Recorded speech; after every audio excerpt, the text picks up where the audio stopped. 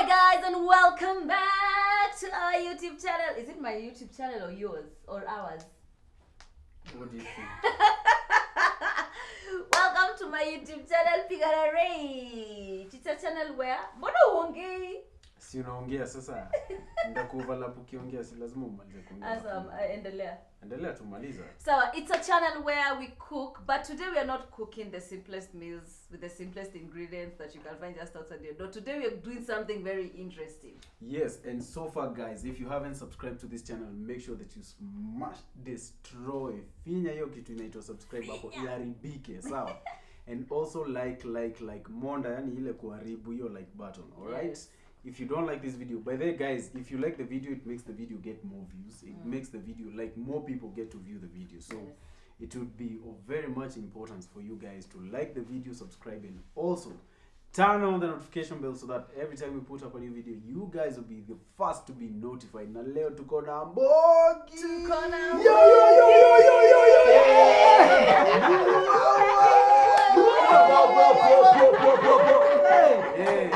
Tulikuwa tunangoja hapo useme leo tuko na mbogi. Na tumejua kwa nini Kemo aliimba ile wimbo ya anatolewa kwa keki. Ati unajifanya bibi yangu kumbe unanitoa kwa keki. Anatoa kwa keki. Wewe acha mchezo. By the way, Mbogi, tuko road to 300,000 subscribers.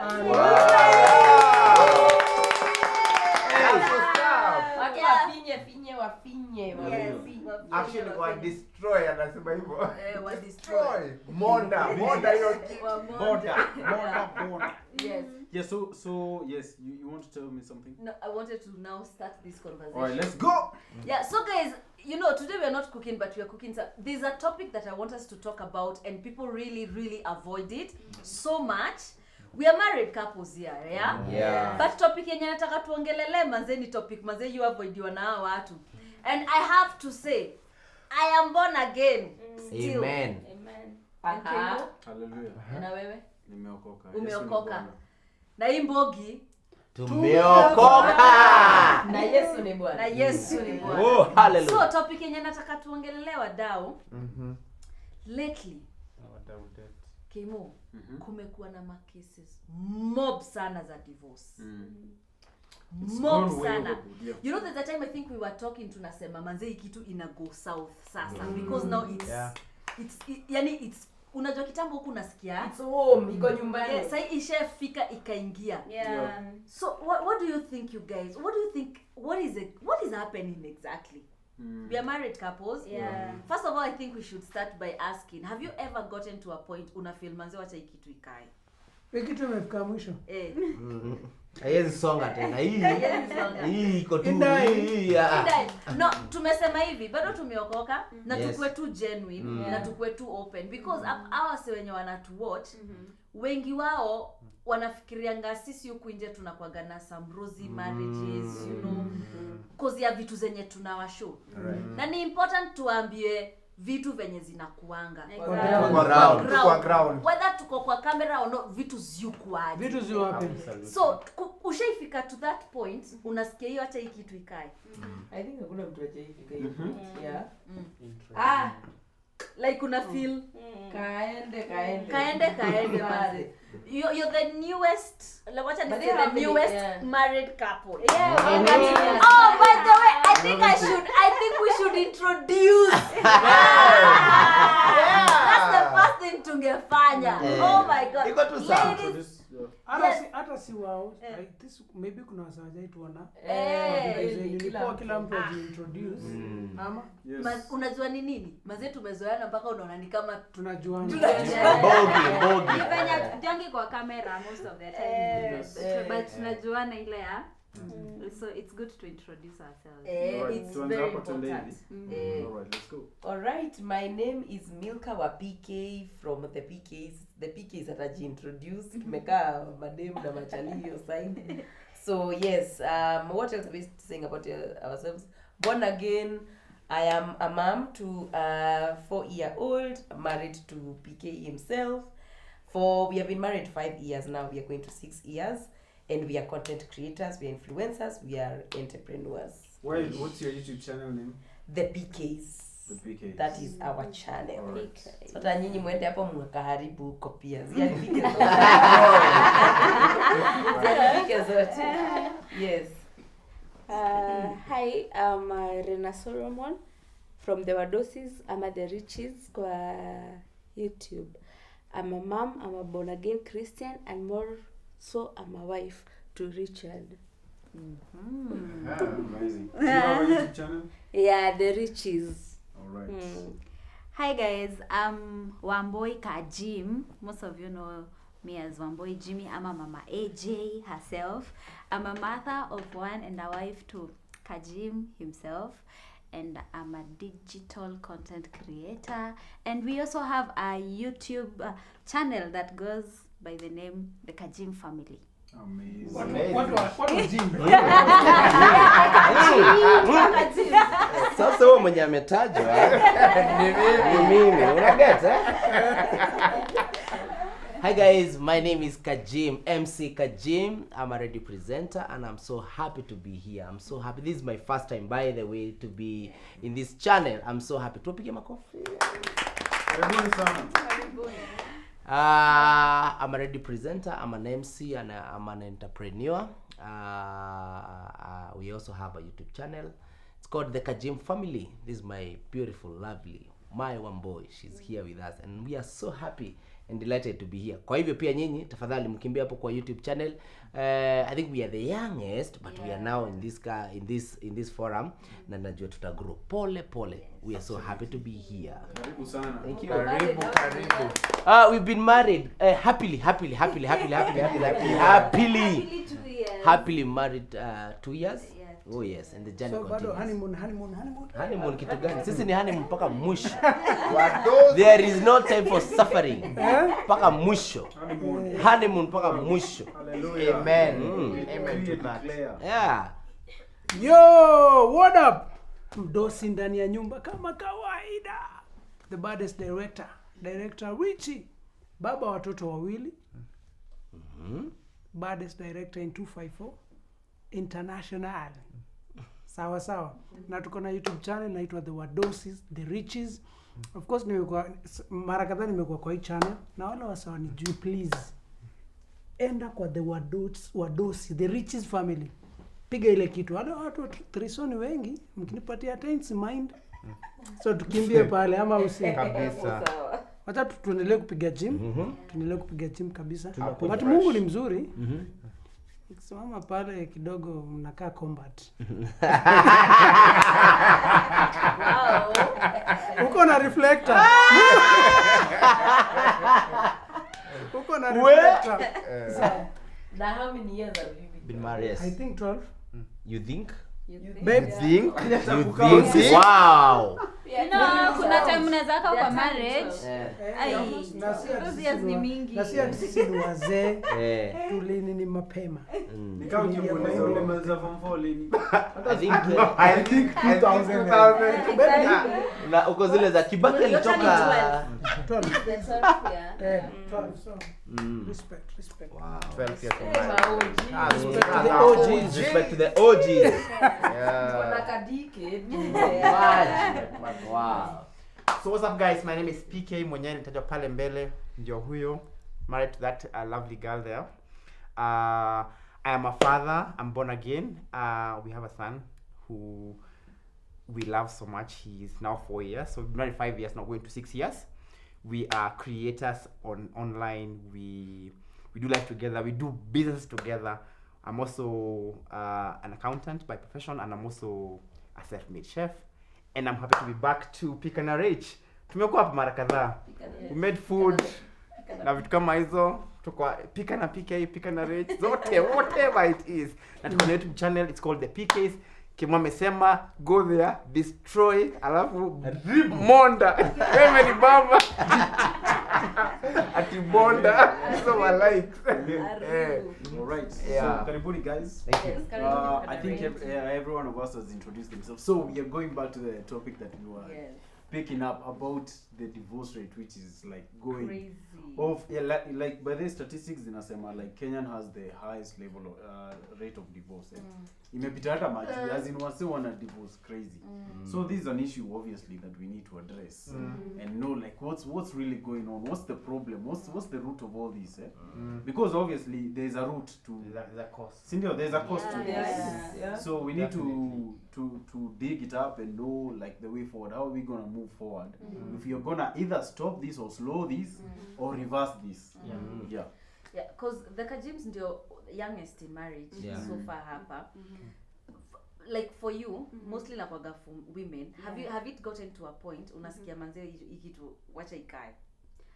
So far no, because we're still very young in marriage. Yes. But to be honest, it's not even right for us to have even some arguments. We're still learning each other. We are still young. I wouldn't say that marriage is a bed of roses. There are ups and downs. We are human. We are totally from different environment, raised by different people. Of course, we have different thinking. So sometimes tunagongana, but haijaifika ile place man, I don't want this anymore. Nimefika mwisho staki. No, bado. Wase ni nini nalidi kitu? For me, kama naweza sema hivyo, because I'm the youngest, I feel like people forget the initial reason they even got married. It is not because of kids, work, money, because most of the people when they get married, most of them, kuna watu they get married for different purposes. I want kids, I just for status, people to know that I'm married. But many of the people get married because they love each other, not even for anything else. But now we tend to forget, and then things comes up as you grow, work comes, we get educated, you go meet people, and then you feel like, I think this was not my type, now this is my type. So I feel like we tend to forget. Tunasawaringi the main reason of marriage. Yeah. Wow. I think that's I can pick up from that point, because what trying to mind the same thing. I think what happens is we tend to chase other things, like you're saying. I would call them status, whether it's because maybe the people got married together with are now running biasharas, or they have this kind of car, so we want to own a car, or we want to live here, and forget, like you just said, why we became what we are one, or we are busy raising our children thinking, which is the next school we want them to finish and go to Cambridge, IGCSE, they go to and study elsewhere outside in the country, and forget now we don't have time. Ask, by the way, even us who are here around a quick round, do we have a schedule at some point where we say that every week one day is for us and us, right? Not thinking about home kama stima zinalia, nothing. Like just go and decide it's just us. Unajua umesema kitu very interesting. It gets a point tunazoeana, what they call familiarity. Like now, see, I wake up in the same house, we live in the same house, we drive probably in the same car. So what's a big deal about us spending time together? We're always together, but maybe your time kwa simu sioni una post hapa where mimi nafikiria kitu kingine, doing something else, so you're not even there in the moment. We're just there physically, but our minds and everything has to go very far. So I think it begins from there. Na ni kitu kadogo sana. Even the Bible does not speak about giant things. Actually, the Bible does not refer to what Mzungu says, the elephant in the room. It's about the little foxes. That is where it begins. So it I'm not saying essentially that alone, but that is one of the factors where I would trace the root. That we forget ourselves, and now we are overwhelmed by, now we have children, we need to do this, our house needs this, what, all those things. Now tunaenda. I think also to add on what Pika is saying, during our first anniversary, I think the challenges that we were facing, they're not the same when we were celebrating our second anniversary. I mean, when we went for dinner and we were celebrating our second anniversary, I asked my wife, unaweza taka nikufanyie nini? And she told me something interesting. I was expecting ninunulie gari, ninunulie nyumba. She told me, I want you to keep up the fire, that ile time unitreat kama bado unanichase. Give me that gift. Ni treat kama bado unanichase.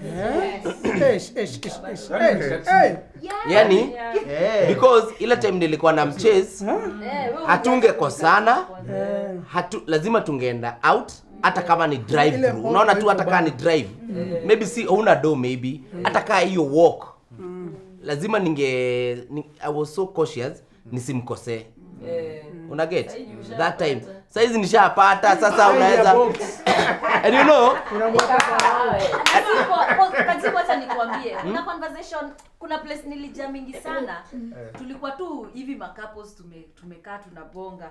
Alafu the women brought up that by the way mbona mtu treating venye mlikuwa mnatutreat one of the guys said situshaeka foundation. You know what that means. That's actually very bad for you to say situshaeka foundation.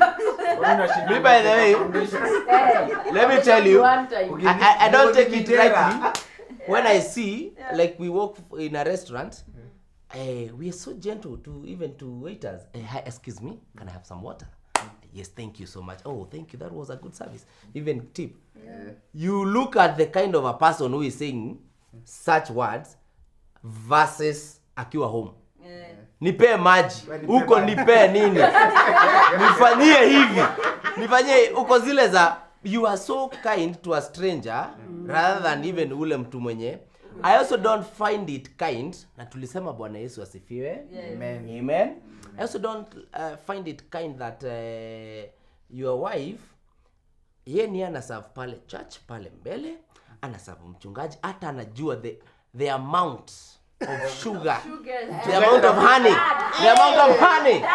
Hallelujah. No, listen, the amount of honey yenye hata mchungaji ana mix yango hiyo dawa, the ratio ati mpaka anajua mchungaji akifanya mara 2 hivi anajua na menyongo hapa anajua what it means. Anajua mchungaji anataka kutoa koti huyo ukiona hivyo and then the same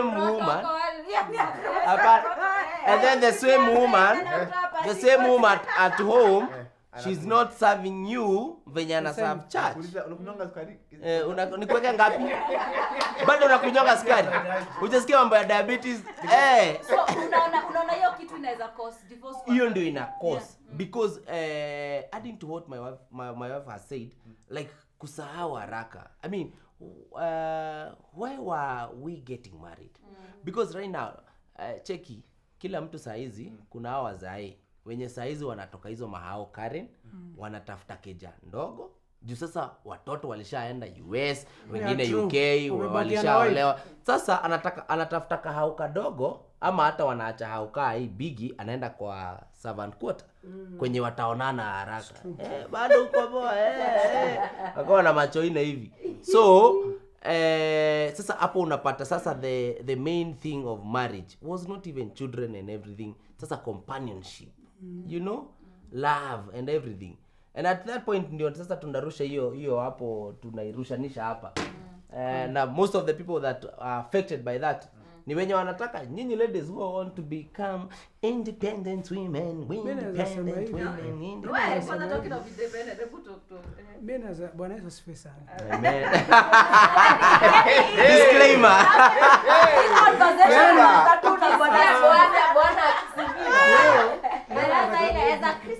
Leo nataka kuwa careful sana. Vitu unasema. Na Mungu anisaidie. Naomba Roho anielekeze na anionyeshe, anipatie neema. Tuaje words.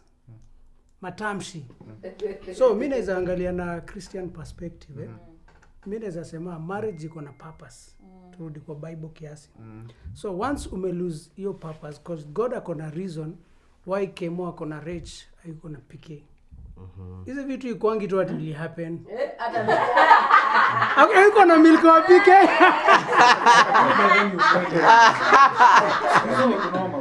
So ni kunoma. So na reason siko na PK.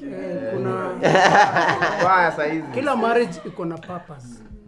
So once umeluzio, unaanza kuangalia material things na unaanza kuangalia life venye na move faster, utaenda out of una understand Context. so unakuta most of the time divorce inakamingi na kitu kidogo sana like for example mimi nikikatia wife those days nikimkatia nilikatia wife na feel tuko same level iangalie hii design nitammeet yeye kwa sababu tunaishi maybe ghetto singe meet Milka mwenye ako Runda una understand so purpose ikihata utakuta meet sababu ya area ama ile place of work una understand so by the time tunaingia kwa hiyo marriage na things ina happen ndaanza kuona hapa nilitupa mbao sijui una get ama maybe nimeget do tam support nimeanza kutoka huko nje nimeanza kumeet wase na feel tuko same class labda wife yangu nilipatana na yeye slum una get nishaanza kuwork west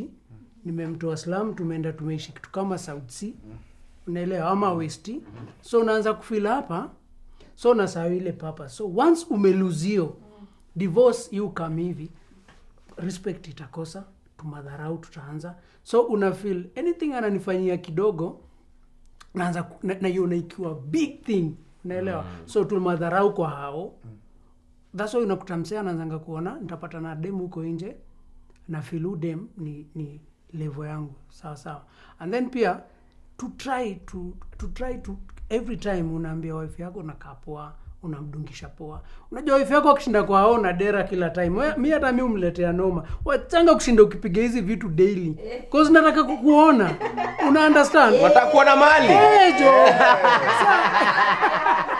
so every time nikimwona na ati amepiganga zile sengenge ni ng'ombe amepiga tisho ameenda huko amepiga job anapiga hizo tisho za promotion una get every time ako mtaani amechapa nitatoka huko nje nione demo amepiga look safi and you're right na of course najua sio ni wanaume una understand na ndamuona nimwambie unakaa poa next time tuende ka tea break nini vitu kama hizo tuende ka dinner na hiyo conversation inapiga from next time uko kwa nini uko nini uko Kilimani ya Airbnb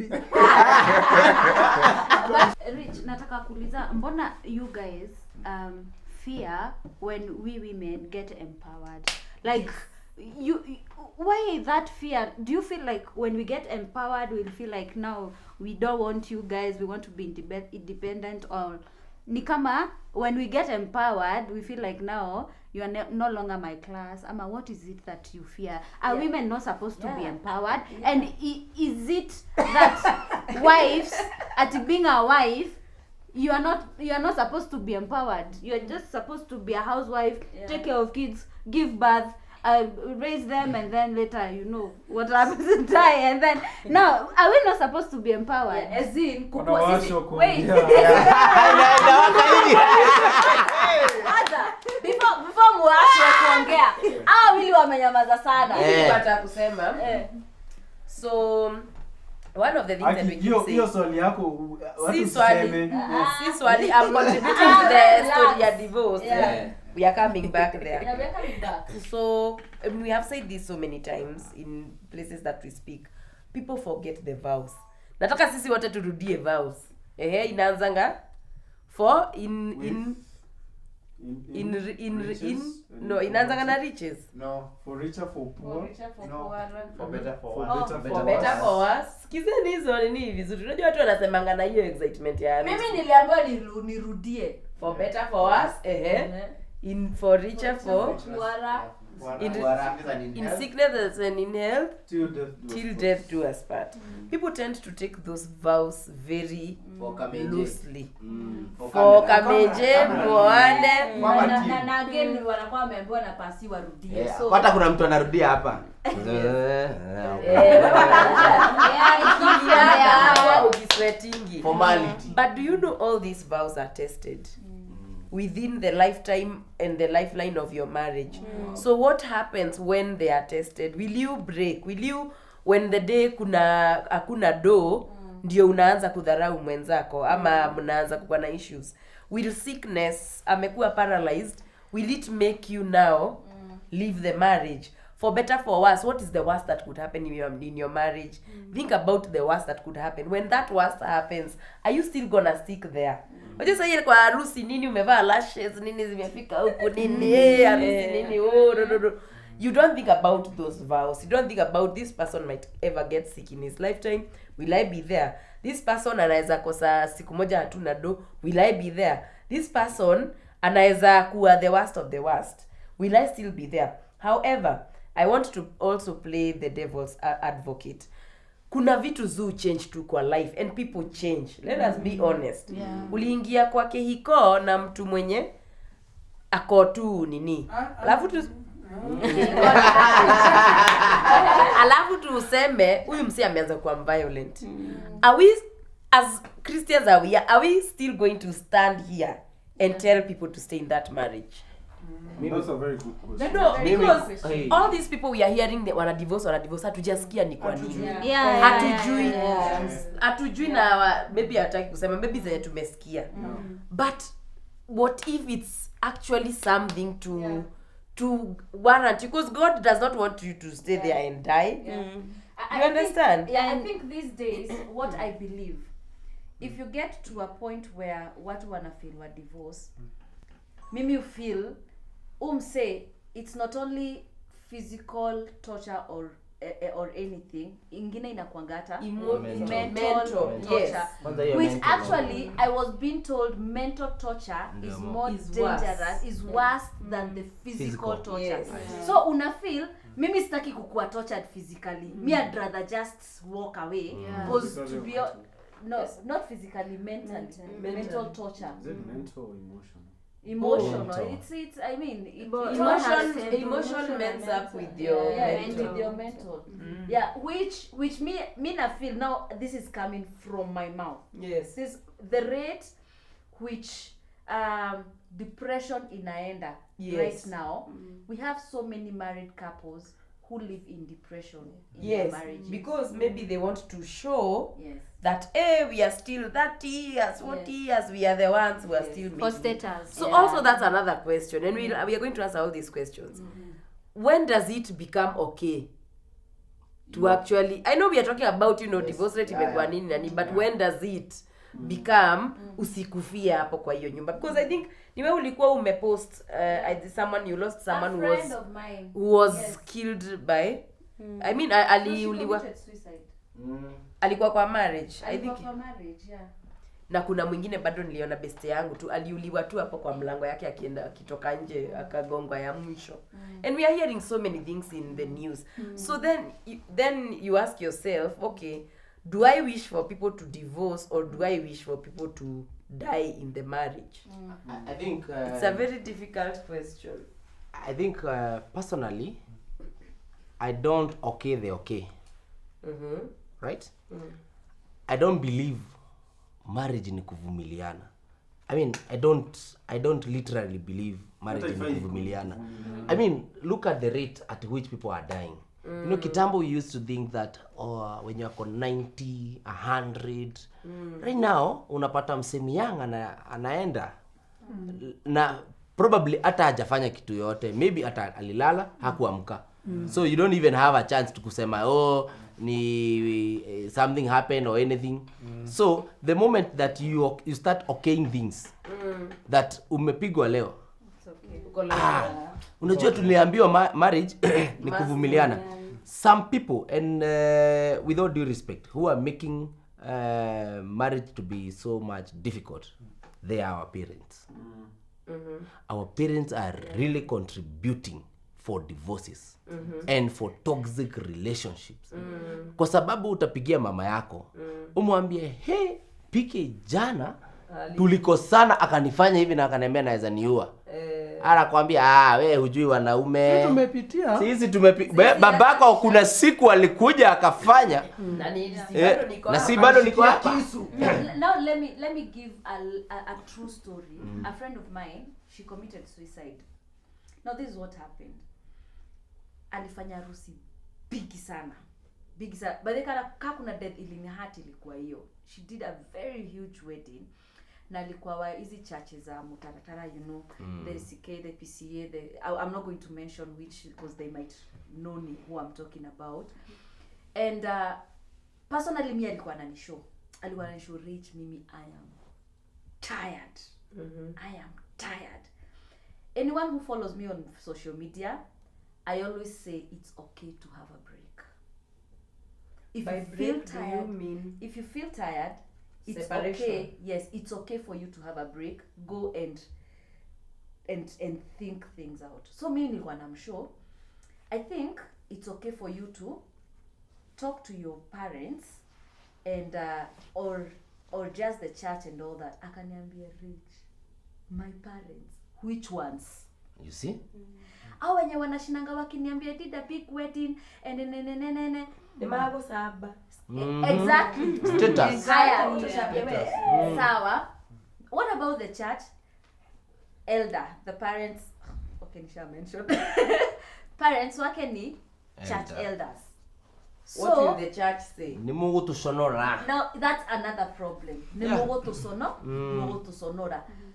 Tamutangethi kwe best couple wanyu. Now, I can say this. A best couple ni sawa. They can kuna venye wanaweza kusaidia kidogo, but kuna extend hawawezi fika.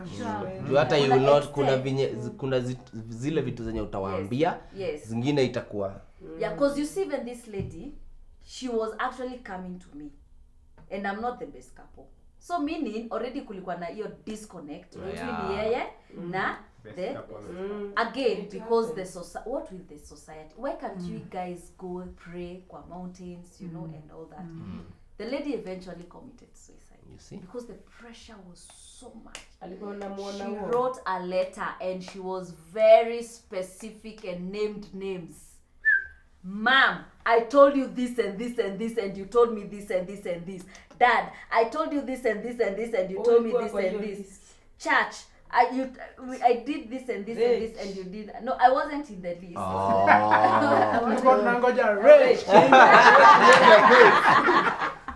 So me, I think I wasn't in the list. But you see, that's a problem. Yeah, parents. So now that leaves the question. Okay, divorce imekuwa, and as Christians, you know, we don't advocate for divorce and all that, and it's alarming. But also then there's this side of when is enough enough. But me, I think nataka niseme kitu and then to go back for. No, hiyo kwanza hiyo. Lazima inatufanya hivi, Hiyo nimeshikilia hivi. Nimeshikwa hivi. Mimi na feel pia the reason why hizi divorce zinakuwa mob sana. Mostly unakuta wase wengi walirush kwa relationships wakiangalia material things. Unaget? Wewe unaingia kwa marriage sababu mse akona status ama akona do ama akona zile vitu ulikuwa una wish ukiwa mtoi, nataka hazi yangu akawa na do kwa bank. So ile time ule mse ana come unakuta ulirush kuingia kwa hiyo kitu, but sasa unaanza kuvumilia because already ushadu wedo. Unaget? Ushajibox, ushaingia kwa ngori fulani, so utaki kutoka. So unakuta umse aliingia kwa hii relationship sababu alikatiwa na Kajim ako na do. Amen. Hallelujah. Unaget? Naribu. Kajim ako na do na ako na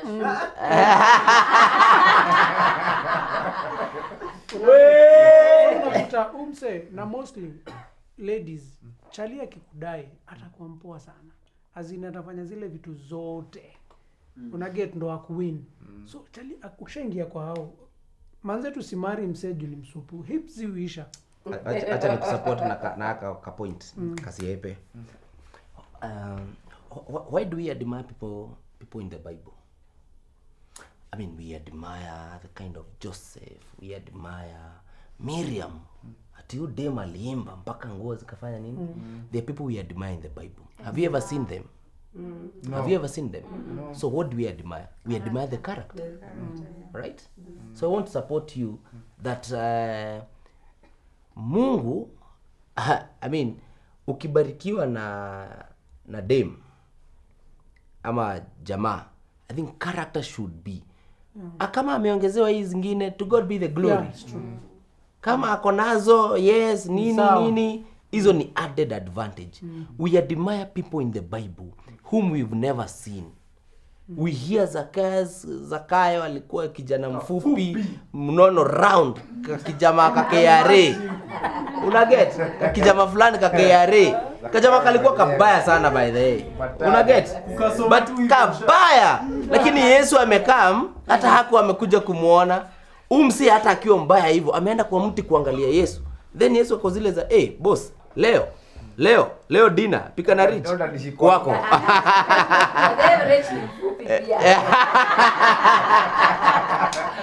Una get?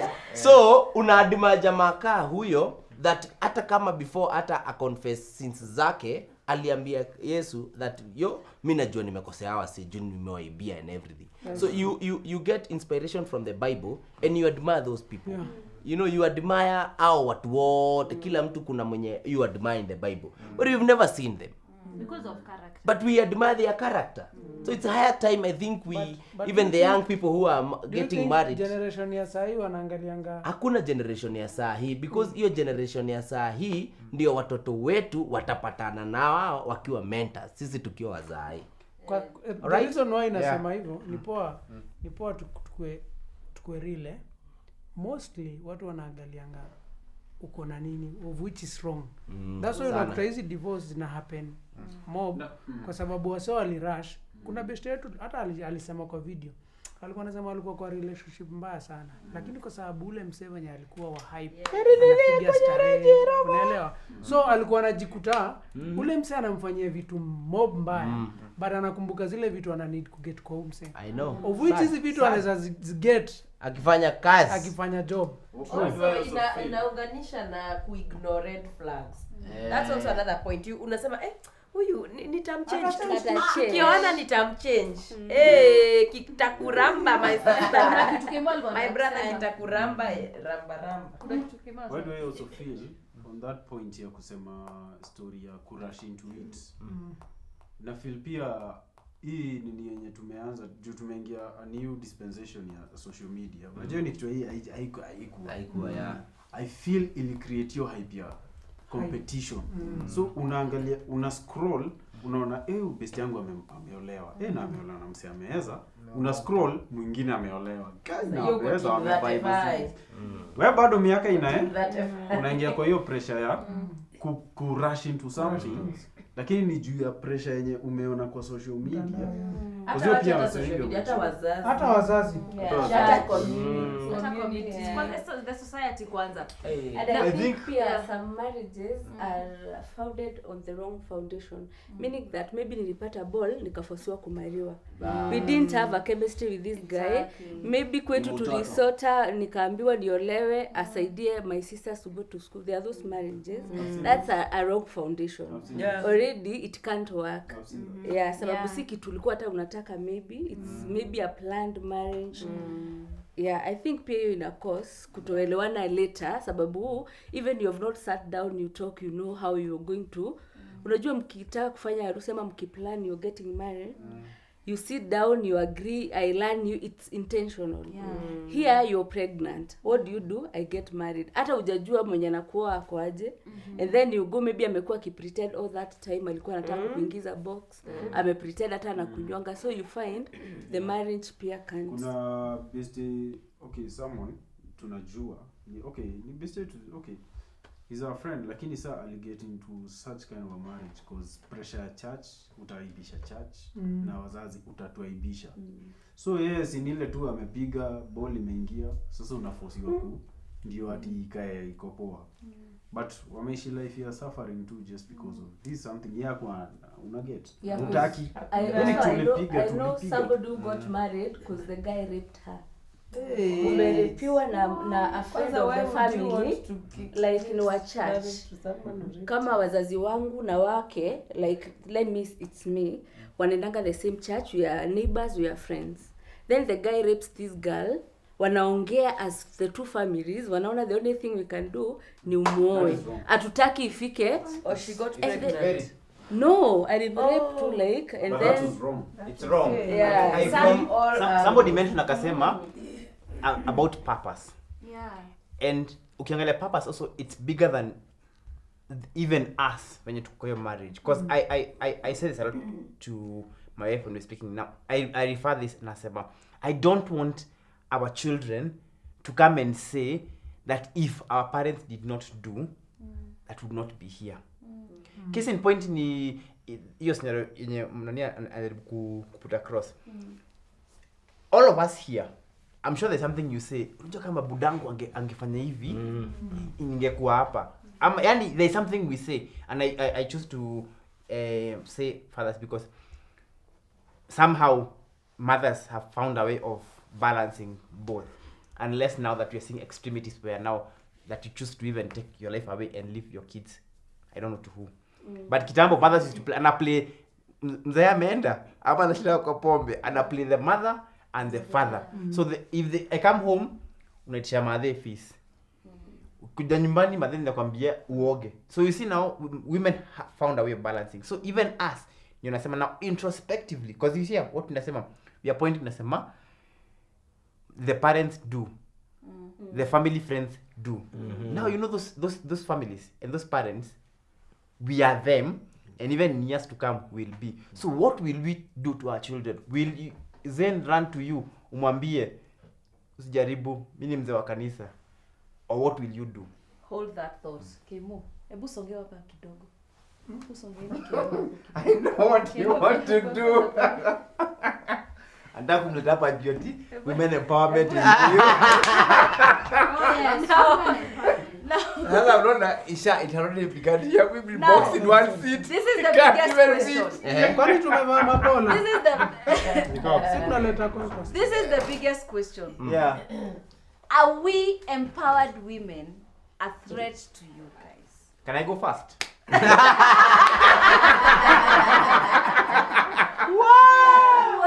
I want you guys to go. I want everyone to speak. I want to begin on a very subtle note. And I will begin it this way. I know I have good backing, they have the other point. Yeah. This is it. We don't have a problem with empowerment. But there's a breed.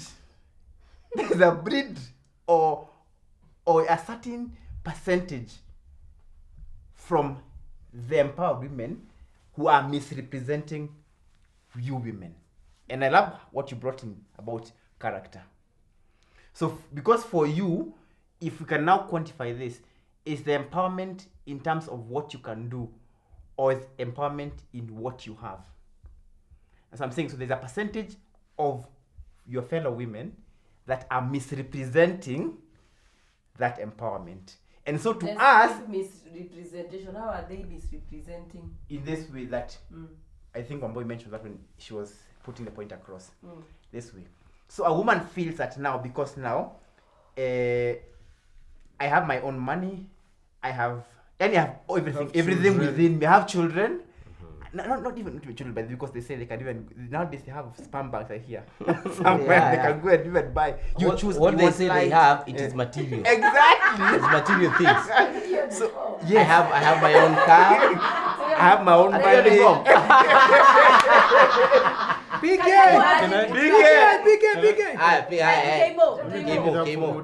So anasema I have hivyo unasema naona niko na do zangu, niko na gari yangu, niko na mali yangu, niko na mashamba zangu. Basically niko na material things. Probably hata niko na watoi by now.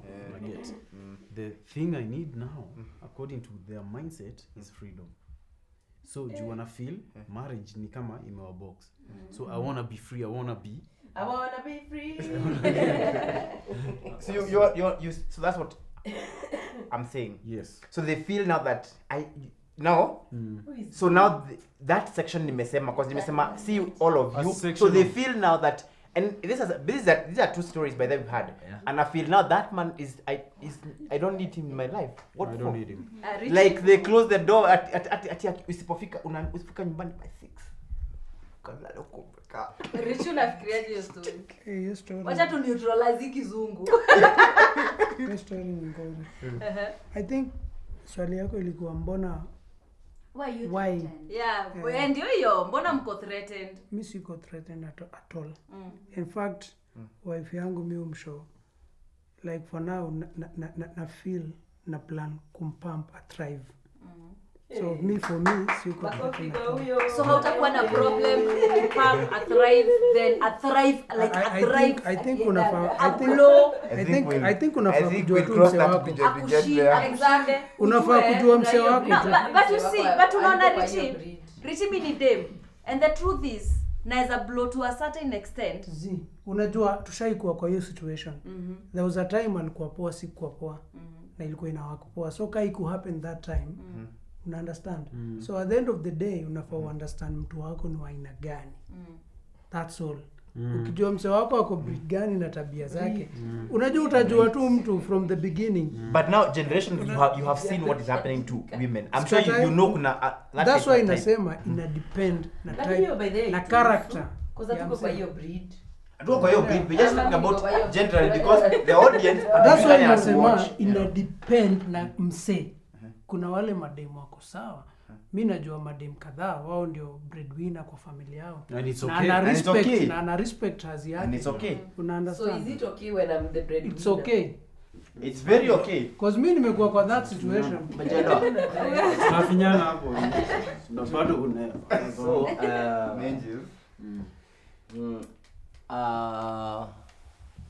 my view on women empowerment.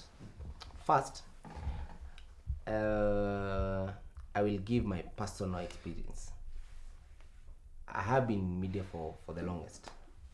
And my wife, she was a business lady. Hata hakuwa iona camera. We got married, I introduced her to media, and right now she has more following than me. I am so happy that nilianza the journey and she's the woman she is today. Which has helped me positively sana in my career, because in some instances that kuna place tunaendanga hivi mimi nakosa job anapewa, zingine tunaingia hivi tunapewa sisi wote. I think the problem comes with the character. The problem comes with the character. Because I am if Wambui today decides that she just feels that she's a big brand and I'm just a Kikuyu vernacular radio presenter, you know, who anafanya kazi Kikuyu, kwanza Kikuyu Wannabe. Yo, you're just a wannabe. Kikuyu, do you understand, man? Shit, man. Language. You're this Kikuyu fella. Shit, man. And then this guy is asking me, uko happy? Like, who is he? Like how? And there's a politician calling. Yeah, I roll with so and so. At that point, she forgets the role of a wife in a marriage setup. If we all get it right, that these are this is life. It has its ups and downs. There are so many women wenye saa hizi hata wenye wanatuwatch saa hizi wenye they are the breadwinners, but haendagi wakishout. Shida ni nyinyi mkikuwa breadwinners, wengine si nyinyi, hata si obvious, wengine wanaenda kusema nio na kou nini juaga botira trio noigaga, nitasema ile siku watakula nyama. Mimi nishaikuwa place. Okay, mimi nasemanga siku watakula nyama. Nishaikuwa place. It's for health purposes. Nishaikuwa place that kama wanaume venye sasa tuko tunakula nyama nini, kila mtu amekuja akidrive. And then sasa one of the guys, gari ni ya mama. Alimpigia kwa wapi? Sijui kwa wapi. Nilete gari, nataka kwenda. So you could see the face of that guy. Nataka kupatia madam. As in, nilimfeel, unaget? Kuna venye pia unaweza ni cover. But pia I think because you are here, it is not you will talk what you think. Where do you ladies, maybe once you get power, and I want us to look at several scenarios. Tell me, how many women who are successful in political space who have stable families? How many women who are also women of God, who we can recall that hawa wako na familia. How many women who are in career space, unapata dem ako zile za mimi nataka kama mtoto kama mmoja na nitajua ni nani. Na akishasema ni nani, I swear hapo ndipo una get. Acha nimalize. How many women are in those spaces? So unapata power imekuingia, pesa imekuingia, but by the end of the day, if these women they want to cheat, whom do they cheat with? Men. Yeah. So it's not now you, ni mwenye sasa wa class yake. Na huyu mtu miaka ikisonga hapa, and because our viewers, I thank God that your viewers they are from different ages. Ni vizuri watuambia hapa. Me am a radio presenter, I have these statistics every day. Unapata kuna mom wa around 40 45. Alisha achieve hizo vitu zote, ako na PhD, ako na mtoto, ako na gari, ako na nyumba. Unasikia natafuta mtu regardless. Why? The main thing of companionship. Yeah. Ametuona tumepost vizuri na Wamboi ako zile wengine wanakuanga bitter. Bitter in life. Ni digehika, ni digeuli na mudrume weko. Anaongeanga like kama watu wana chest do. Una get? So at that point umesahau na it doesn't really last for a very long time. I think that's my point. It's not bad to empower a woman, but as you as women, I mean, it is the character that will keep you in the game. I totally agree. It's the character that will keep you in the game. Yeah, sure. For me, someone told me, actually, we were talking today. Someone told me, when a woman is empowered, she wants to get empowered for herself, not for anything else, for herself. But if a man is getting empowered and striving so hard for the family. You know, this is a man with a family, so he's striving each and every day to provide for his family. But me as a woman in the same family, maybe I'm striving so hard to empower myself, not for anything else but for me. But I tend to disagree, because most of us also, we as women, we have that mothering instincts in nature. Yes. As in, there is no way we can avoid our kids. We cannot let our kids, as a mother, suffer. Whether the dad is responsible. Yeah. Because we've seen cases whereby kuna mademu wengi sana hii town. Wanaendesha tu magari huku, lakini watoi wako huko ushago. But the biggest percentage of women are the women who take care of the kids. And that one is I can attest. Women, as in the biggest percentage of them. Actually, most of the men, they're the ones who somehow leave their kids. They don't want to see their kids or something. They don't care because it's not even affecting them in any way. Me, if I get a baby, I go out there, someone look at me and tell me you are a mother. I mean, it will outwardly tell you are a mom. Whether you like it or not, people will tell you are a mom. Even if you don't want, yani lazima tu you take care of your kid. But for me, empowerment for women, I can attest there are those women out here who really strive to make a man feel, yani they want to be the man of the family. As in, they want to be the head. They want to be the pillar. That's a problem. And that one now is where you forget the role of a wife, the role of a husband in a house. Wow. Yeah. In a house. Because if you're a career woman, please leave your career at the door when you get at home. Unakuwa bibi. Be a wife. Be a wife. Shika. But then, Thank you very much. Thank you. but then again, Thank me, you. I want to be empowered. When I get home, I leave that career of mine there. But when I get in the house, my husband still sees me as a career Mimi woman. niko na swali. As in, he's not seeing me as a wife. Kuna venye tu That's how anafeel you're also ako presenting threatened. yourself. Kuna venye tu anafeel ako threatened. So for you specifically don't want me to be very empowered, because deep down in your heart, even if I am being the wife, and the wife that you want, there is that one thing when I leave that door in the morning, you feel like my wife. I mean, I feel like my wife is not still the wife I want, because I want my wife to somehow fully depend on me. let me say something about that, what you just mentioned. I referred back to how now we grew up and seeing some of our parents become this or the other. And affirmative action, which is what we are trying to demystify here, is what now we are referring to as women empowerment.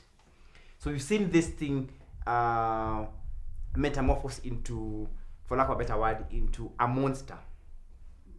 And so again, now we get to a point where we now introspectively ask ourselves, what will our children read from us? Because again, also, it could be because humanly, if I now step down as human as I am, I will wonder sometimes those questions. That voice, you want to shut it off, but it's there sometimes. Question is, yes, we actually miss. What will we do? Because like you're saying, sometimes you come, you strip off your career woman, you leave career woman there. You walk in, you want to be a wife. Yeah. But like you're saying, your husband has that notion of like, there's something. Yeah. So now we want now to know how we can now to leave that, or we start big. Unakumbuka when we went for Miguel's cultural day or something, it was in school, and I remember they used to call. We were very few men who had come for the events. Apparently, you find like 90% of the people there are women. Fathers don't show up. I don't know why. So I nikasema, you know what I will do, because we're raising a boy. Wakiitana hata kama ni activities sijui nafanya ni kumwagia na maji, I will stand up. You know why? Not because I want to win or be noticed ama I'm doing things socially. It's because I want him to see that you usitwe mahali unakaa hivi najikunja. Hapana, wakiitwa be the first person to stand up. So that's the reason why I was standing up, to show him ndio asome na mimi, because he expects asome na mtu mwingine. If not me, where will he see? Na haezi angalia the mom, because the mom atasema hata sio ameanza kusema this is for boys, this is for girls. Acha na kujua. So why akienda mahali babake anakaa pale nyuma tu hivi. Kuna kitu Ritchie alikuwa anataka kuuliza. Mimi swali yangu ilikuwa very simple. Na tukue honest. Tukue honest kabisa. Machali voli mko sawa. Iko sawa. Wali mko sawa. Ndio msinipige mawe. Ushaiona in a relationship that chali ameacha dem sub dem anadu? That doesn't happen. Doesn't happen. Mostly inakuanga dem ameacha chali sub anadu. Yeah. Shika. Yeah. But mi niko na swali pia. Ni kukosa kukua na doya life circumstances ama ni kukosa kukua na doya laziness? Siongee kuhusu laziness. Huyu chali anapiga kazi. Usiseme hivyo. Si laziness. Inaweza kuwa hata ni misfortune. Many things can happen. Unakuwa hauna do. Kama COVID. Kama COVID. That will happen. Yes, situation happen. But there is kuna ule. Hata sikuwa nataka explanation. Bas. Ushaiona chali ameacha dem sababu dem ana do? Tumalizie hiyo story hapa. Nimeona mtu amewacha chali yake kwa sababu tunaenda tuna hustle wote. Sawa, tumekubali. Swali ni hebu rudia tena. Acha amalize tu. Acha amalize. Nimesema mimi sijaisikia. Kwa hata mimi sijaiona chali anaacha dem juu wameenda wamehustle wote na dem haja get do. Hiyo sijaiona. Hata mimi jai happen. Na pia mimi niko na part in short. There's this man who don't want to empower his wife, and there is also this man who finds a very educated side chick to present her in front of people. Why are you not empowering your wife so that you can present your wife? You know, I don't understand. You don't want me to be empowered, but still you want to work with someone who is empowered. I mean, I don't understand. As in, make me understand. As in, you want your wife to be a dunderhead, jealousy ama? but still kuna hiyo pia na pia competition. I mean competition in marriage. Competition in marriage. Competition if there is a lot of competition. Yeah. So guys, as we come to the end of this, Yes.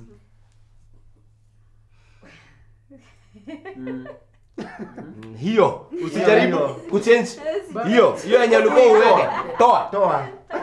Tohoa. As we come to the end of this thing, we were talking about divorce in our current marriages and all that. Now that you guys are in the social media space, do you think it's a yes or no answer, then we finish? Do you think that most of the people in the social media are actually hiding behind it, but in real sense kwa ground vitu ni Moto imewaka. different? Yeah, yes. No, it's a yes or no. Yeah. It's a yes. Opportunity nikipatia. Unajua ni nzuri kusema yes or no, ndio pia wale wasio na watch wajue hali iko aje. Wakaitu wakijua generally. Me I'll say yes and no. And allow me to 30 seconds. Very, very time short, me 30 seconds. Yes. It's because people on social media are very highly judged. It's just the way you can go ukiwa na 8 to 5 job. You're not on social media. Will you go and tell your colleagues and everyone about your business? Aren't you going to protect your home by all means?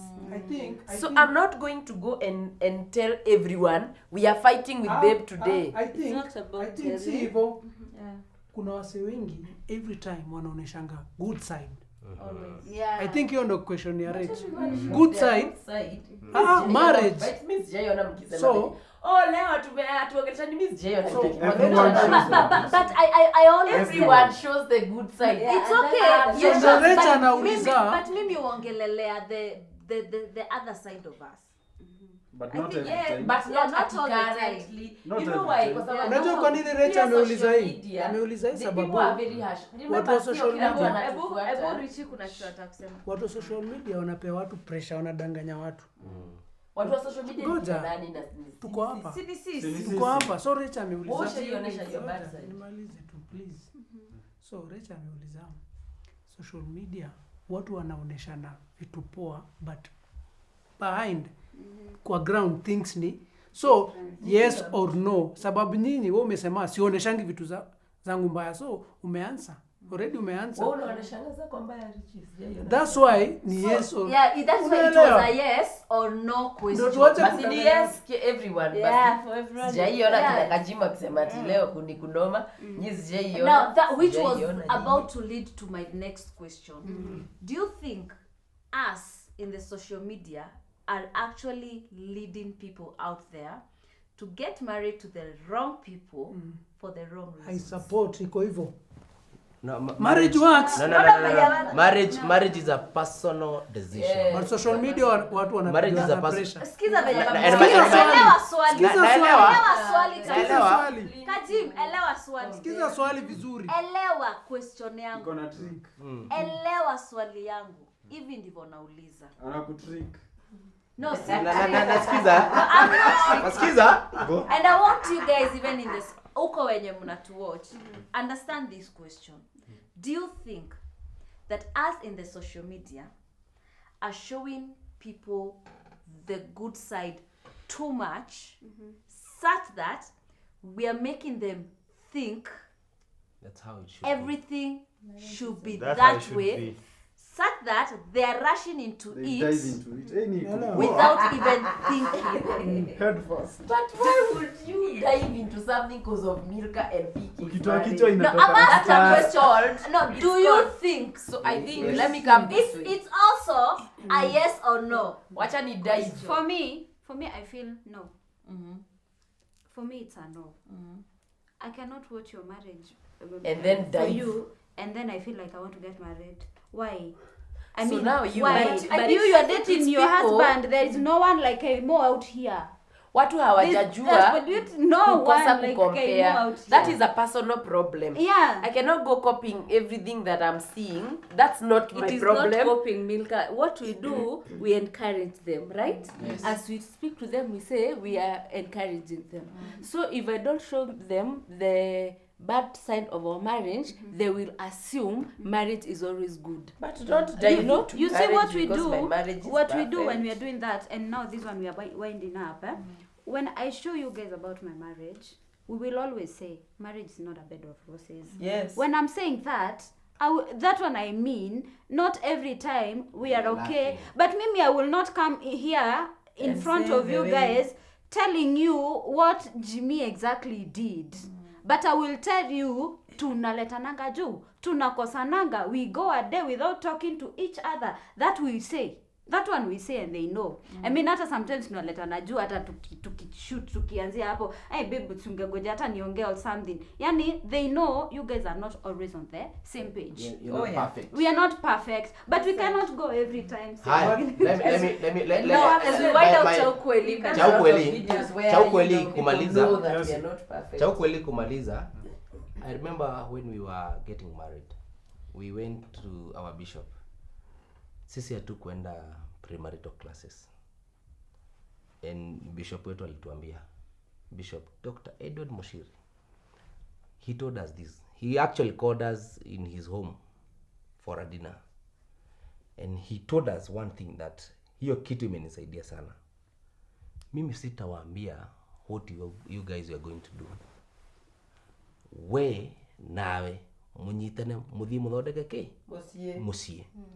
Akatuambia, because what works for me might not work for you, and what will work for you might not work for me.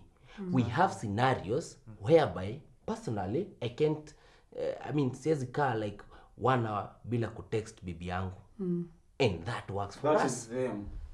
It is me and my wife. Someone like Ritchie, maybe wakiongea na wife asubuhi, wanaongeanga jioni, and it works for them. So sitakuja nianze kumpatia pressure, nimwambie bibi anafaa kuongeleshwa after 1 hour. Na saa hizo huyu ako tu na makamera hivi akisema no cut nini. Hawezi mtext. Una get? So my parting shot to all our viewers. What works for me might not work for you. Absolutely. And what works for you might not work for me. Marriage works and marriage is sweet. Don't copy. Thank you. Niongeze kitu moja. Social media kuna acting mingi. So uspeak everything from them. Wacha tuambie ukweli. Watu wanagombana huku tukisema action mapenzi. So mimi director na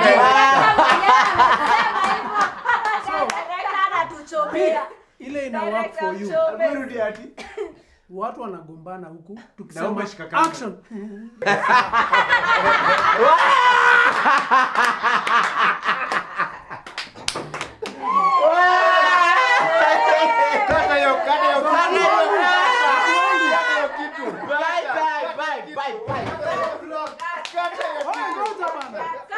Mingi inakuanga sinema.